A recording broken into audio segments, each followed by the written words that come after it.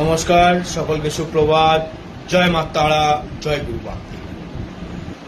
আজ আপনাদেরকে বলবো, কোন জাতক বা জাতিকার লগ্ন কুষ্ঠিতে বা জন্ম কুষ্ঠিতে যদি কালসর্প দোষ উপস্থিত থাকে, তাহলে সেই জাতক বা জাতিকার হওয়া কাজ হবে না।